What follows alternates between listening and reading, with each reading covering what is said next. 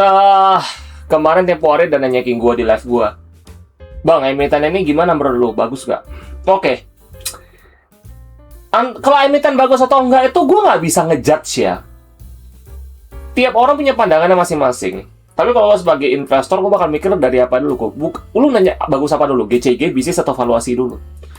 Jadi teman-teman mesti bisa berpikir sampai sana, cuy. Ini analoginya ya, teman-teman nanya, Bang, si Doi cantik gak? Iya, apa cantik? Mukanya, bodinya, oke? Sifatnya, lu mesti spesifik. Nah, jadi kali ini gue mau ngebahas emiten nih. Seperti biasa, kalian mesti belajar dulu dari bisnisnya apa dulu, GCG apa dulu, ya. Jadi, gue mau nanya sih. Jadi, ini emiten ya.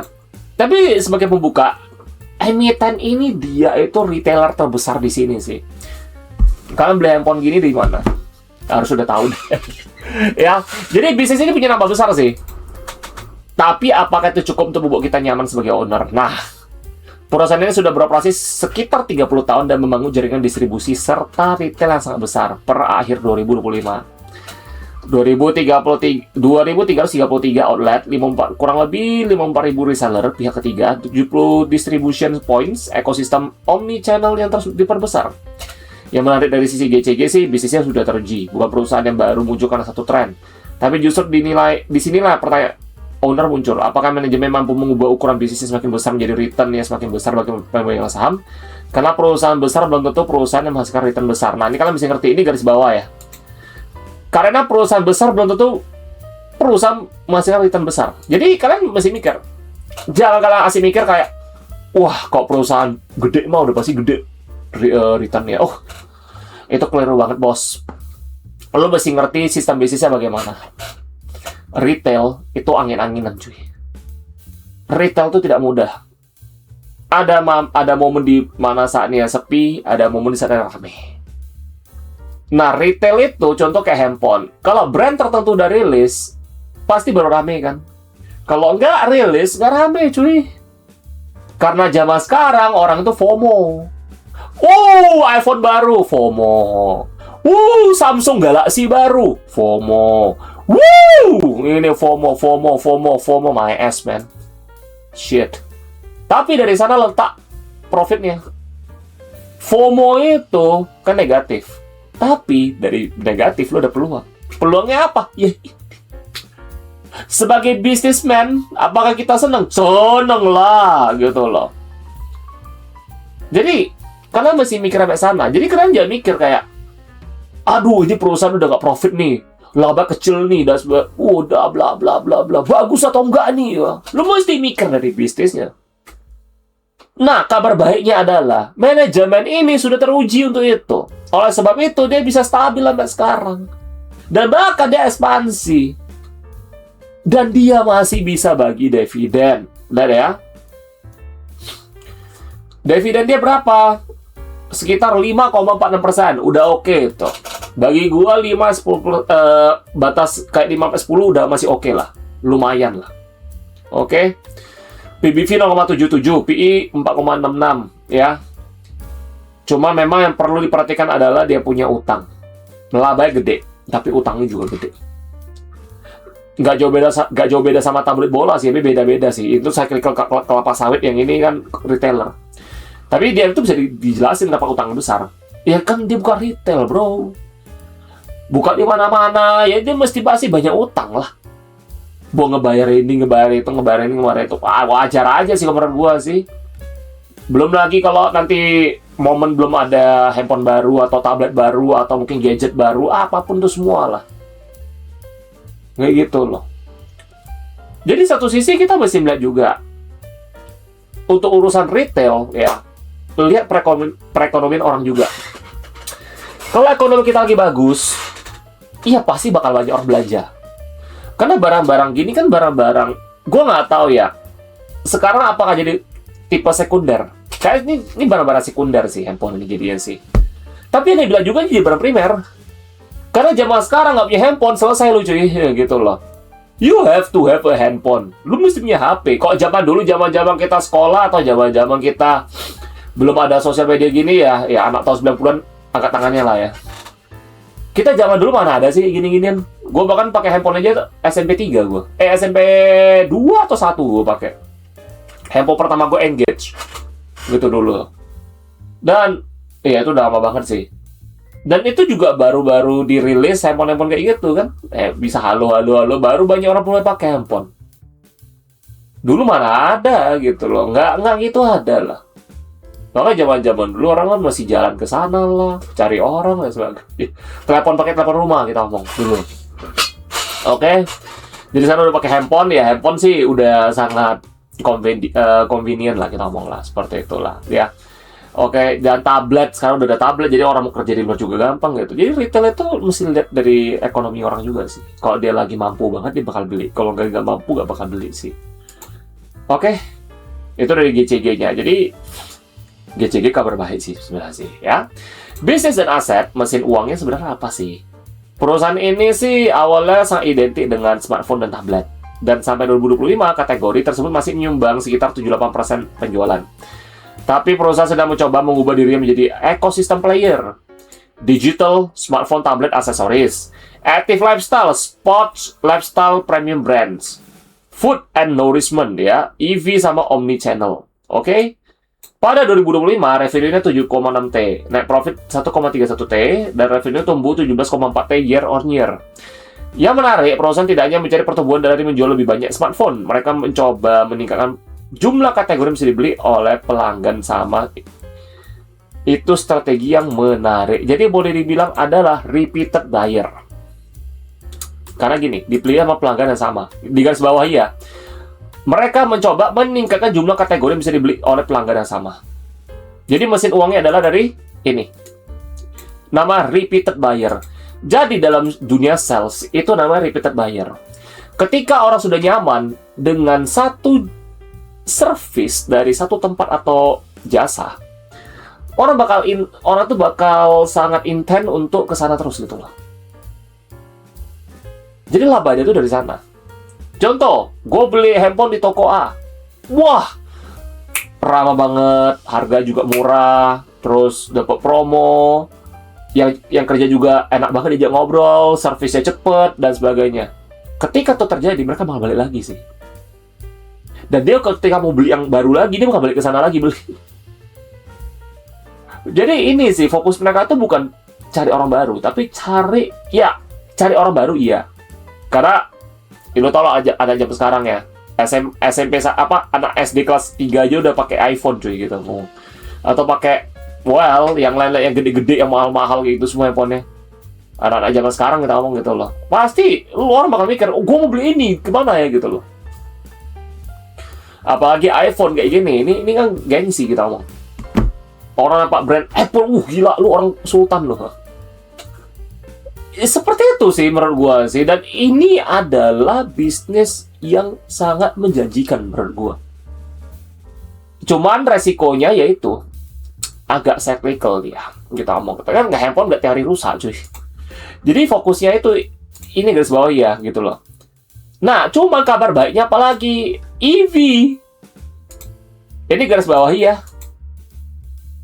Jadi gua tahun lalu, bukan tahun ini, gua tahun lalu ke Gias. Gua udah ngobrol sama bukan Gias yang sekarang ya. Oke. Gila, yang kemarin tuh chaos banget sih. Siapa itu? Yang ngerekam kacamata, gila sih orang itu. Oke, anyway, bukan bahas ngehiban orang. Anyway, bahas ini dulu. EV. Ya, tapi anyway itu kurang ajar sih emang sih. Nggak itu kurang ajar lah, bukan cowok banget sih itu sih. EV ya. Kemarin tahun lalu gue ke Gias EV, gue udah nanya sama SPG sana. Gue nanya dia, "Kak, ini yang masuk siapa?" Gue tuh kalau ke Gias tuh gue analisa lapangan langsung untuk sektor-sektor otomotif, karena gue mau tahu perusahaan-perusahaan apa yang masuk. Gue nanya ya di bagian Speng. "Kak, ini yang masukin siapa, Kak?"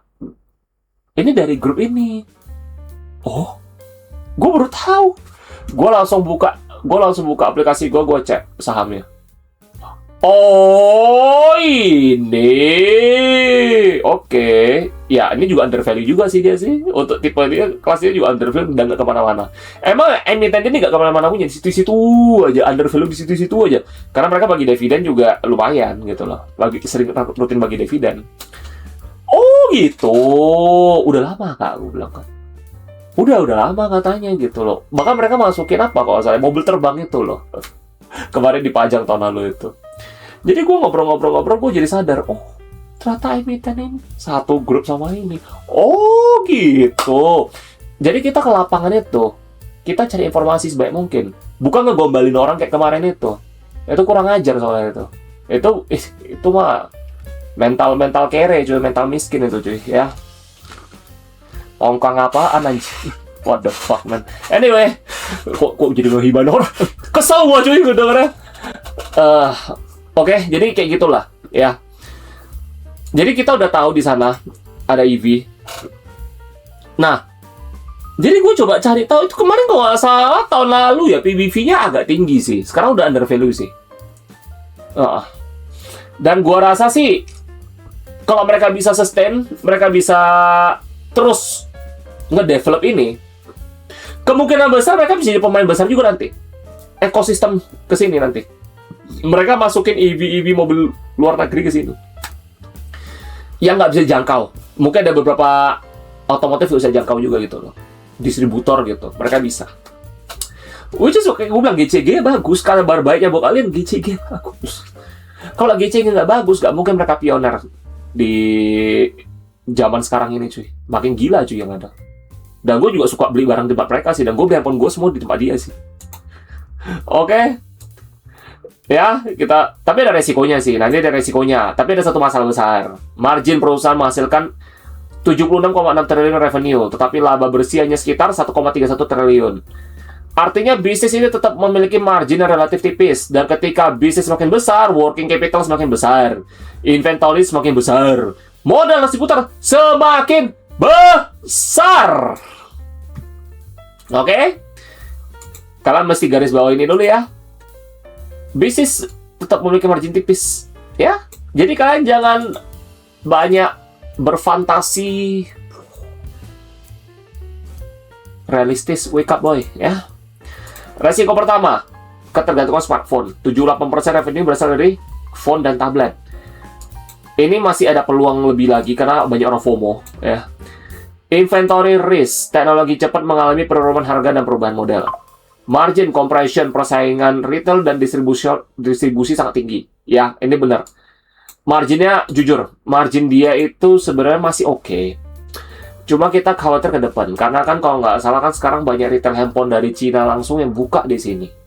Ya, you know lah, merek-merek apa aja gitu.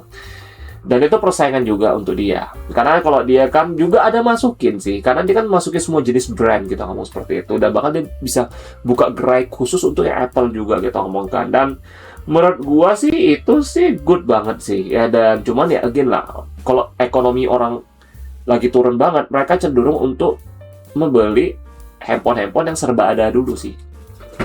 Bukan high-end yang puluhan juta, 20 juta, enggak. Bahkan mereka beli 10 juta ke bawah. Gitu loh. Terus kita ngomong lagi ini ya, diversification risk-nya. Masuk ke EV, lifestyle, food dan kategori baru berarti lebih baik peluang, tapi juga lebih baik tempat untuk salah. Again, ketika lo ekspansi lo udah harus siap gagal di satu titik. Udah pasti. Karena kenapa? Again, nggak ada kesuksesan kalau nggak ada kegagalan. Lo mesti gagal dulu. Udah pasti. Sudah pasti. Itu bukan rocket science lagi. Kenapa? Warren Buffett ngomong bener. Lu mau jadi orang kaya, lu jadi orang kaya dengan cara lama, cuy. Bukan dengan cara instan. Lu instan naik, instan sukses, instan bangkrut juga, cuy. Ya, bang, gua aman aja kok, bang. Ya mungkin anak lu ntar cucu lu mungkin, cicit lu mungkin, ke bawah lu yang sengsara semua. Jangan main-main sama alam semesta ini. Alam semesta ini punya mata, cuy. Awan itu selalu gerak, cuy. Langit bisa berubah dari biru, orange, terus gelap malam. Besok lagi, pagi lagi. Alam semesta itu hidup, cuy. Mereka mendengar semua, ya. Capital, jadi kalian mesti mikirin resiko diversifikasi. Jadi kalian mesti realistis. setiap ada ekspansi, pasti ada fail, kegagalan. Tapi kalau bisa bounce dari sana, itu bakal jadi jackpot buat kalian. Jadi bagaimana kita bisa manfaatin itu? GCG. GCG. GCG-nya bagus, mereka bisa turn around, bisa rebound ya dari mereka punya kegagalan. Itu belajaran bagus dan mereka bakal berhasil. Ada banyak kok emiten di bursa kita kayak gitu kok. Ekspansi gagal tapi berhasil. That's it, brand. It's normal. Itu nama hidup dan bisnis, cuy. Bisnis dan hidup sama aja sih. Capital allocation, ekspansi membutuhkan modal. Pertanyaannya, apakah setiap RP1 yang diinvestasikan menghasilkan return yang lebih besar daripada biaya modal ya? Nah, ini lu mesti mikir dulu. Capital allocation ya. Worth it nggak? Lu mesti mikir resiko juga, cuy. Tapi ada peluangnya sih. Ya, lalu apa aja bisa bikin bisnis ini lebih bernilai ya? Bukan sekedar smartphone Indonesia bakal laku. Itu terlalu sederhana sih. Peluang terbesar diversifikasi dan scale. Kalau perusahaan berhasil mengubah 2.333 plus outlet, 54.000 reseller, 17,4 juta member My Era Space menjadi ekosistem pelanggan lebih bernilai, maka bisnisnya bisa menjadi jauh lebih menarik. Solusinya, kita sebagai investor harus mengawasi revenue growth, gross margin, operating profit, ROI, ROE, free cash flow, dividen. Karena pertumbuhan revenue itu mudah diceritakan, pertumbuhan cash flow sustainable jauh lebih sulit dipalsukan sih. Ya. Dan perusahaan memang punya track record membagikan dividen. Untuk full year aja disetujui sekitar 5 per saham. Total 359 miliar, kita mau seperti itu. Oke, harusnya kalian udah tahu lah emiten apa. Ya, gue bakal kasih tahu kalian. Ini tapi peluang di sini ya. Oke, jadi kalian jangan mikir terlalu cetek banget cuy. Lu mikir cuma handphone kan bakal gede, bakal dijual banyak. Tiap orang mau pakai handphone kok. Itu pemikiran paling cetek sih menurut gue sih. Karena pemikiran cetek lu itulah bakal, iya, untuk sektor ini ya, kita mau khusus untuk sektor ini ya. Ya untuk karena pemikiran cetek itulah bakal bikin lo nggak kemana-mana nanti. Jadi kalau dia udah ekspansi, lo mesti mikir peluangnya apa lagi di sana. Oke? Harusnya udah tau deh perusahaannya perusahaan apa. Era Jaya Swasembada. Ya, perusahaan yang besar belum tentu menghasilkan return yang besar. Tugas investor adalah mencari tahu apakah pertumbuhan ukuran bisnis benar-benar berubah menjadi pertumbuhan nilai bagi pemilik. Karena pemilik perusahaan juga ingin perusahaan yang bisa menghasilkan. Ya, bukan hanya kalian yang ingin perusahaannya bisa bagi dividen terus. Lu mesti punya namanya sisi holistik di mana memikirkan owner juga. Karena owner juga pasti mikirin kalian. Karena dari kinerja dia udah bagus.